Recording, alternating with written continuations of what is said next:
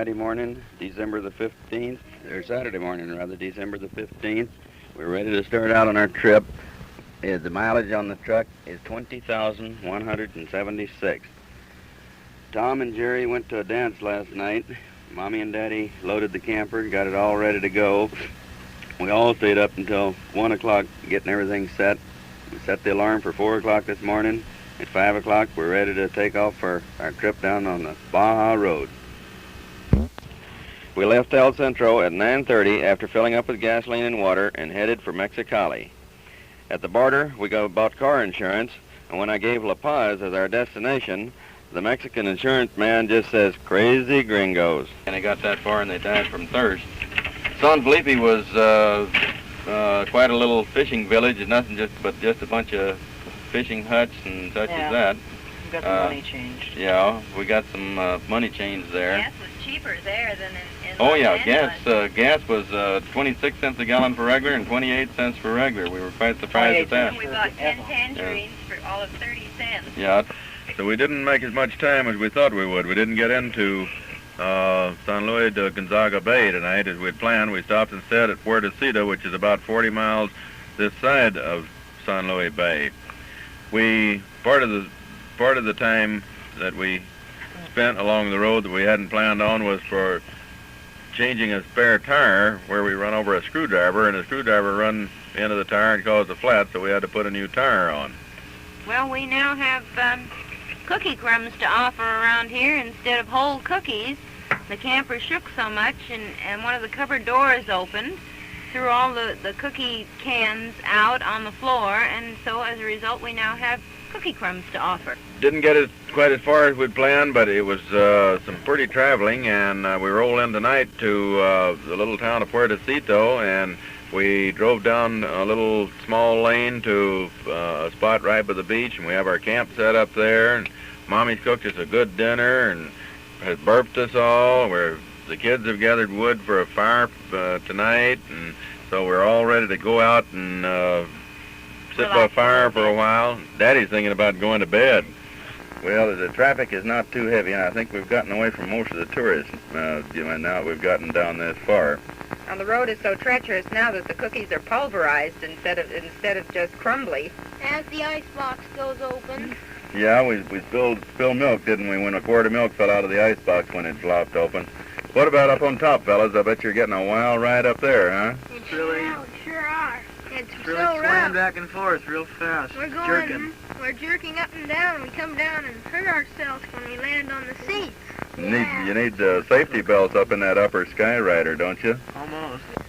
Now to pick up after our coffee break, everybody got in the car to take off again. I went out to check all the tires and see that everything was all right on the car, and I found that the mobile and the casa had come apart. One of the turnbuckles that holds the camper to the truck had broken, and although there were still others to hold it, I was afraid that with one loose that it might let it start rocking back and forth and might snap the others, so I had to do some makeshift repairs. I finally was able to figure out by using a wrench which had closed socket ends on each end where I could fasten the camper to the truck and make it work like a turnbuckle. I got one that was the correct distance. That took us about an hour before we were able to get underway, and we started on down the road. We're about 12 or 14 miles from Bahia de San Luis Gonzaga, and we hope to go on down and get located possibly there for the night and get ourselves squared away a little bit. Well, we were swabbing down the inside of the camper when we last recorded, when suddenly it started to rain. What we didn't realize was that we were sitting in the middle of a dry lake bed, and the minute it started to rain, within seconds you could watch the lake bed rise with water. So Father cranked up the Casamobile and immediately got dug in. So well, I was trying to find a highway out, and I got into some sand. I couldn't get out through that. Well, the whole thing was covered with water. You couldn't see where the road was, but the whole thing was sand too. So it was all just one big soup. we suddenly got panicky, and in the process, the window of the camper, the back window of the door of the camper, got broken. She kicked it in, really. Correction there. Well, at any rate, well, we forgot about windows and everything else, and I put this thing in compound low and wound the motor up, and we went flying out through the middle of that lake. Water was already a couple of 3 inches deep, and we were throwing mud balls. It looked like a bunch of kids having a big fight, but we got it out of there, and it's just as well that we did, because this was a sudden mountain shower that hit, and water was starting to pile up real fast in there. And we looked in the book, and we discovered that this little lake, or dry lake, so to speak, was listed in the book as a Tanaya. There are quite a few, but that one last mountain is the one that got us haywire. Well, that last mountain, that was the Lulu. We about 1 mile this side of Bahia San Luis Gonzaga. We made it that time. Yeah, you said it right. Way to go. About 1 mile this side of it, there was a long slope going down the side of a hill to get down off of the hill down into the valley where the bay is, and that road had been carved out of the side of a clay hill, and of course with the rain that clay was soaking wet. We didn't realize until we got clear into it that the stuff was so slippery that you just couldn't stand up on it. So we got the truck down into a spot where it slid over into a gully that had washed out in the middle of the road. As they will, going down the side of a mountain, you'll get a little bit of a ditch where the water erodes away to a ditch. Well, the two wheels of the truck slipped over into that gully, so here we sat in the middle of the clay, and we couldn't back up, and we couldn't go. The gully got deeper ahead of us, down ahead of us. The road was level at one point, and then this gully was about 3 foot below. If I took my wheels on down that rut, I knew I'd tip it over. So we decided to just call it quits right there, although we were on a bad slant, and we decided we'd just have to call it quits and wait until it quit raining and wait until it dried out, or wait until we could do some help or do something. So Mommy did the best thing. She went in, threw a dinner together, and we all had dinner. Yeah, on a 30% grade. Well, it tasted good. I just leaned 30% one way, so I had mine going down right. I don't know about the rest of them. Of course, I had about 3 inches of that gooey clay on the bottom of my shoes. I've never seen anything like that. I got out and I fell down. One of the kids fell down because this stuff is so slippery. Gee, we're pretty tonight. Well, we've got most of the clay wiped off now. Just like skiing. Just like what? You ski down the mountains. For a while there, I was running in front of the camper while we were guiding you, and I skied for about 6 feet. Yeah, that clay was so slippery you could ski on it. Well, we did get out of it. We didn't have to spend the whole night on the side of the mountain. We, after we'd eaten, Father improvised again. Well, I got restless. I sat around for a while, and I got restless, and I went out and I started throwing rocks in the hole, and the kids heard me throwing rocks, and they were afraid they were going to miss out on some kind of new game I'd invented, and so they came out. They came out and started throwing rocks in a hole too, and pretty soon we filled up this hole, that big long gully, for the whole distance of the thing with rocks, and then we got the shovels out and started shoveling dirt and clay and mud and everything else in on top of that, until eventually we were able to fill up the gully for the whole distance where it was washed out, so we could drive the truck, or I should say slide the truck down to the bottom of the hill. Of course, when we got to the bottom of the hill, we hit another one of these sandy washes like we see all around this part of the country, and from there on over to San Luis Gonzaga, well, the traveling was okay. It really is nice to get out in a place where the tourists haven't beaten a big heavy path ahead of you. Well, it's sort of impossible to beat a path down here, especially for the average tourist. Well, we've got it to ourselves. I don't know whether you fellas have thought about it or not, but probably the closest human being is at least 25 miles away from us tonight. Yeah, if that much. If that close. From the looks of the country around here, I imagine we'll hear a lot more coyotes than we heard last night. They were going last night. They're giving the ooh business, and I imagine it'll be a lot more of it tonight. Yeah. So if you guys get one in your tent, we'll just shoo him out there. Yeah, we'll do that. We'll think about that? Now we're about 4 miles yet until we get to Puna Prieta, so we're still traveling through this mud, but it's so darn funny to be going through a middle of a desert that is just covered with cactus, and your trail going down ahead of you is covered with real deep ruts, and you're having to plow your way through. Of course, the Cosmobile with its snow grip tires, dual rear tires too, we're not having a bit of trouble with it. We're able to walk right through the mud. We're just working in four-wheel drive. Now, one of those big mud holes, we stopped to take a picture so you could see what we had gone through, and we realized that we had a flat tire. One of the duals in the back had gone flat, and the outside right tire had gone flat, and it had come clear off the rim.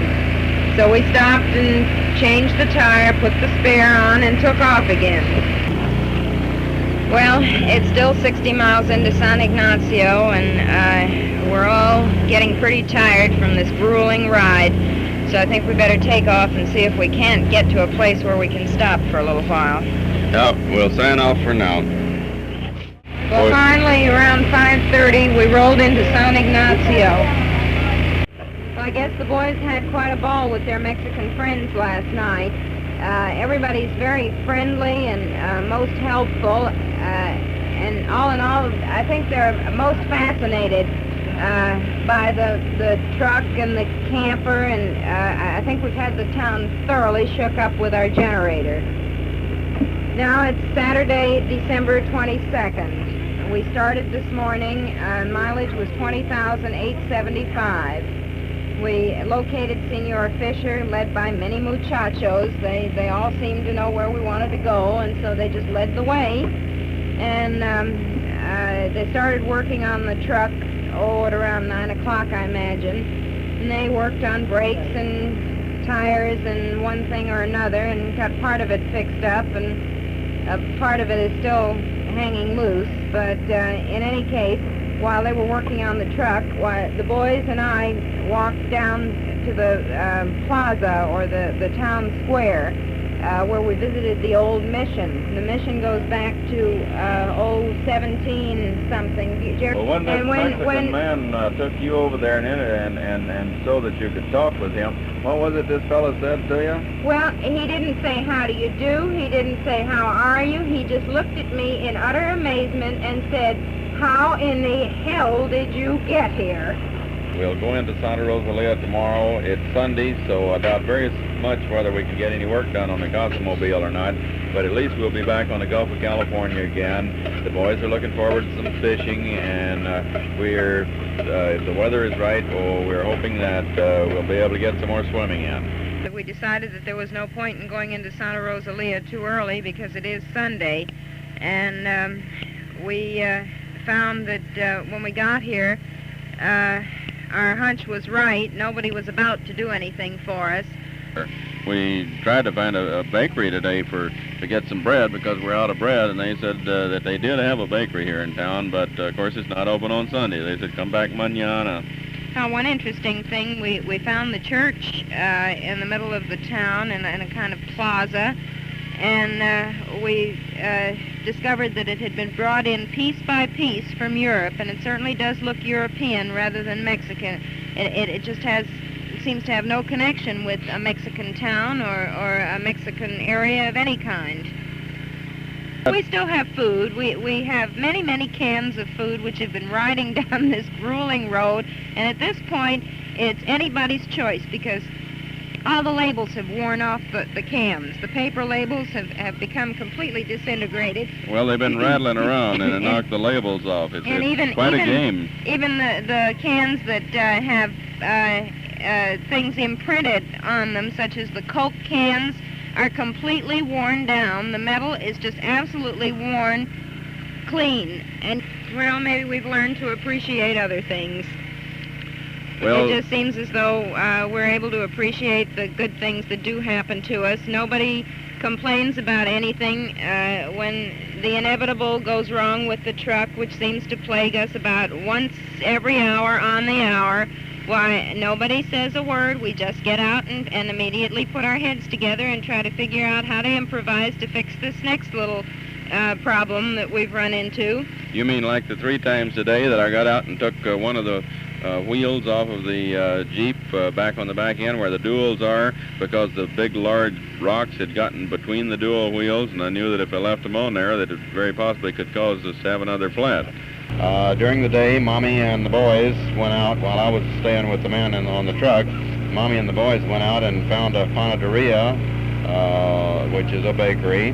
They didn't open until about 11 o'clock, and she found out why. They didn't have any bread baked until that time. And she got there just as it opened, and they were just pulling all of their loaves of hot French bread out, and they had some other things that are in little flat patties that looked kind of good to Mommy, so she bought some. And when she got over to back to the camper, well, we sampled them and found out that they were like our donuts. They have no hole in them. They're just a round patty, and they have a frosting on top, and they had just come out of the oven, and man, they sure were good.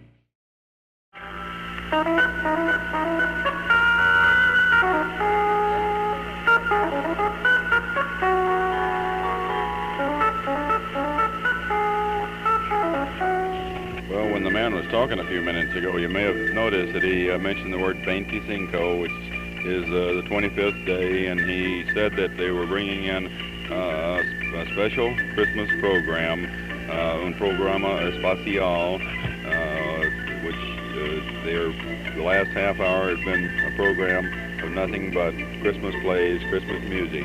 So we've got our Mexican Christmas here in the middle of the desert.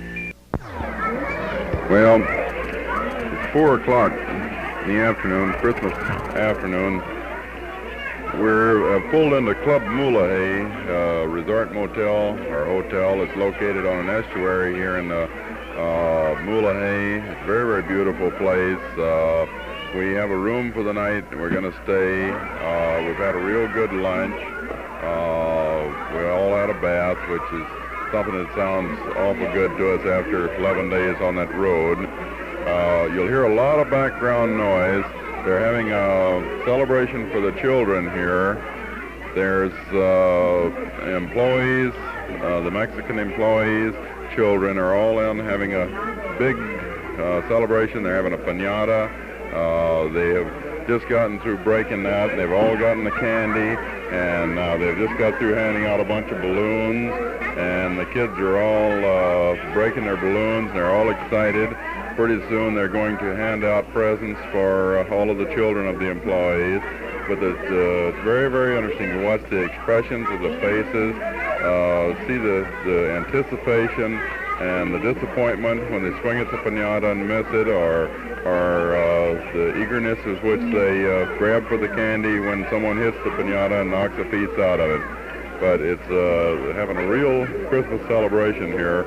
And so far as we're concerned, it sure is nice to get into some place where there's civilization, where we can have a hot bath, get cleaned up again, have a good meal. We left Mulahey just as soon as we got our tire repaired and headed south. We were driving mostly along the shores of the Bahia de la Concepcion, which in our opinion is the prettiest spot that we've seen anywhere so far on the trip. They just kind of hang on the side of a cliff. The road isn't even the width of the wheels, and there were quite a few places where we were hanging precariously over one side of the shelf-like road, which hangs right over the bay. Jerry, what did you think of that place where we had lunch today? Yeah, that was really something. Well, we stopped by the side of the road, if you call it a road. It was about the only place where it came down to sea level from the cliffs. And we stopped by the side of the road. It was behind a sand dune, and we about 30 or 40 yards from the bay, and we just stepped right over the sand dune and went out, and all over the place there were clams just laying there. They weren't even, you didn't even have to dig for them. They were just laying there. We found a couple of real big pismo clams, and they were just laying there right in the water. You didn't have to dig for them or anything. You just run your hand over the sand.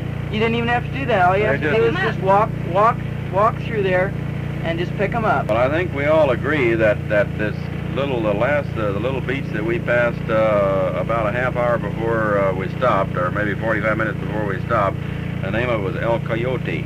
and it is a little kind of arm of the bay. It comes back in there. It has trees growing out in it, or trees going out to the edge of it, so that there's nice shade. It's clear underneath the trees, smooth, level, and it's the most beautiful bay you ever saw in your life. There's pure white sand, and it's long beaches that go all the way around the bay, and they're shallow, so you can see the white sand going out, and the water is real warm. It's a place that I'd like to, if I didn't have to ride that road, I'd like to get down to it some other way and come down and just spend a couple of weeks doing nothing but just loafing on that beach. That's one of the most prettiest bays that I've ever seen in my life. It's one that we'll sure remember, I think, is that El Coyote. Did that since we're running so very, very late and we're worried about trying to get back home again. Mommy and I put our heads together, looked at the book, and we decided, well, we'd better keep on going and get some more miles behind us. We inquired and found that that once we left Commandoo, there were no more mountains, and Hallelujah. well, no more mountains, and it dropped down onto very soon dropped down onto a level plain, and this is where the graded road would start, which would go for 55 miles, and then at the end of that 55 miles of graded road would be another 150 miles of pavement. So we decided, well, in order to try to save one day of time, we would drive all night. We'd take turns driving. I figured Mommy wouldn't have any trouble with driving the truck on this nice smooth pavement we were going to hit, and so we figured, well, we'd keep on going. This is the land of frustration, I've decided, rather than the land of mañana. It's that too, but it's just one frustration after another. And in this case, it was very much like giving candy to a baby and then not letting him eat it. Here is this perfectly beautiful 6-lane highway, freeway, straight as an arrow, and you can't use it. There it sits. You get on it, and it shakes so badly that we got out and back into the camper at about 4 o'clock in the morning and decided we needed some breakfast to boost our morale. The eggshells had worn completely through from the vibration. The skin was left around the egg. They had not broken. It wasn't a matter of breakage. It was a matter of just having been shaken and vibrated so hard that the eggshells had just actually worn through completely. So then we got to doing some more scratching. We went down to a different dock and we found another boat, the one that we're on now, which is going to Mazatlan. And they told us that this boat was due to pull out at 2 o'clock. That this boat was due to pull out at 2 o'clock. Well, of course, by the time we'd gone through all this other rigmarole, it was 11:30 then. Then all of these other things happened. Then we drove the truck over while they were making up all the paperwork and everything. I drove the truck over out on the end of a pier, and they put 2 planks from the pier down onto the boat, and 2 very heavy planks. And I drove the truck down from the pier onto the boat on his 2 planks. Well, Jerry, you saw what it looked like coming down. All I can say is, I don't know, I was pretty scared. That's all I can say. But there was the planks that they set out there they were heavy planks. Even they did bend about 6 inches with the weight. They were narrow, so that our dual wheels, each of the dual wheels, the outside wheel, was hanging off the side of the plank, and the crack in the duals was running right down the outer edge of the plank. Well, that's where we stand on Saturday, the 25th. We made our La Paz run, and we're out at sea now. And the next time you hear from us, we'll have landed in Mazatlan, and we'll be back over on the mainland and be on the pavement again, and we'll have a little bit different story to tell you then. Well, here we are. We're in Mazatlan. We got our camper on the boat, and there it sits. We decided we couldn't stand to live in that grime and dirt any longer, so we made arrangements, told them we'd be back at 8 o'clock tomorrow morning to get the truck off. And we grabbed a taxi and went uptown and found a hotel. We got a hotel room, and of course all of us immediately headed for the bath, and we all had a bath. We're all still dirty after we got through with the bath, and tonight we're going to have another bath. All of us going to have another bath if we can't get the second layer of dirt off. We left home on December the 14th at 20,150 miles. So that means that in 19 days we've driven 2,380 miles. Not only that, but we have bounced, we have been jarred, we have been shaken and vibrated for that many miles. Well, it was quite a trip. It's one that I know I'd never want to go on again. I know Mommy wouldn't want to go on again, and if anybody asked me, I don't think I'd recommend them going on it. But it was a different experience. It's one that none of us will forget. I think possibly after we've had a couple of nights sleep and look back on it, well, we probably will feel differently than we do now. We're just dead tired now. But, well, I think we've already forgotten some of the teeth-jarring, bone-jarring rides that we took on the Baja Peninsula, and what we're remembering even now is some of the most beautiful country, I think, in the whole world. Some of the most untouched villages and untouched people, true people who live a good 200 years behind our times, but people whose good nature and friendliness is certainly enough to make the trip worthwhile.